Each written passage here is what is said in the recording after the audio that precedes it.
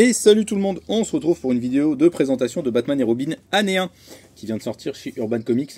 Le livre est somptueux parce que regardez, il y a un dos toilé, enfin vous le verrez, ça ne se verra peut-être pas forcément dans la vidéo. Mais il y a un dos toilé qui est juste là et qui est vraiment du plus bel effet. Et le titre avec le jaune. Bon alors le logo Urban est passé un petit peu mal s'il est strié. Mais sinon, mais qu'est-ce que c'est beau, franchement. Ça fait plaisir de voir Urban faire des bouquins avec une belle fabrication.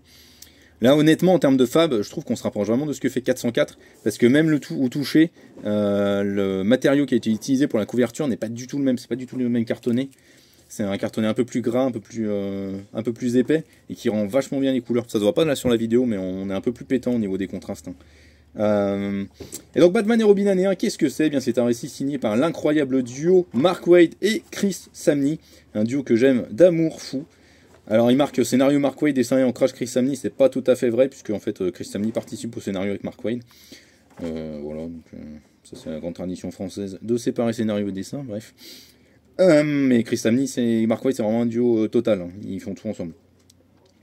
Ils sont en VO dans les crédits, par exemple, ils sont marqués en tant que storytellers, donc raconteurs d'histoire. Pardon, je vais m'étouffer.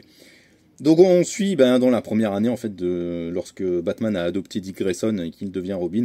Donc on suit vraiment cette première année de carrière pour un Dick Grayson qui est très dynamique, très acrobatique, qui n'obéit pas beaucoup aux règles et qui veut faire les choses à sa façon, qui lui s'éclate à être Robin. Vous le voyez, il est en train de faire le con à peu près tout le temps.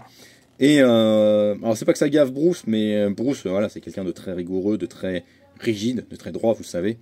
Et forcément, on voit déjà un peu les différences qui vont apparaître entre Bruce et Dick, justement, à ce niveau-là, en termes de caractère, en termes de manière d'appréhender aussi le combat contre la criminalité. C'est vraiment ça qui va les guider. Et donc, on est vraiment sur cette histoire-là qui parle de ces deux personnages-là. Deux personnages qui sont réunis par une seule et même chose, le deuil. C'est le deuil qui les façonne maintenant. Mais si Bruce a surtout un deuil et une colère qu'il n'arrive pas vraiment à exprimer, à expliquer, Dick, lui, son deuil, il le vit d'une manière tout à fait différente. Il n'est pas triste, il n'est pas plongé dans les ténèbres comme Batman. Il est beaucoup plus jovial, il est beaucoup plus dans le fun.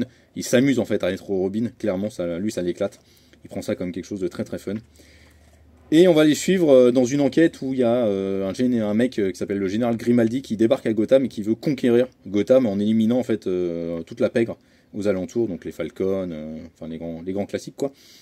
Donc on retourne vraiment sur ce truc aussi très typique des premières années de Batman où il affronte une criminalité organisée classique, mais il va y avoir d'autres personnages aussi, notamment Double Face.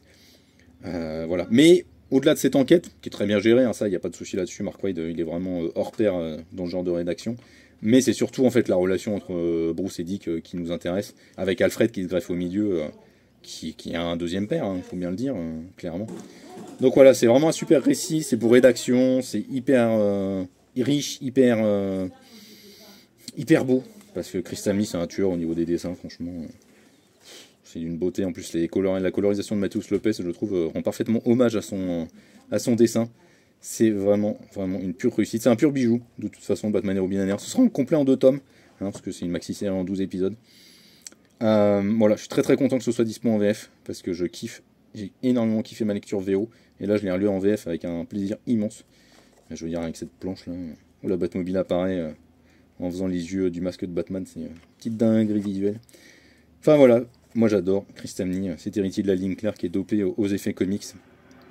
Mais voilà, si vous adorez la relation Bruce-Dick Grayson et si vous adorez Dick Grayson, lisez Batman et Robin année 1, c'est exceptionnel, vraiment une super lecture. Ciao ciao.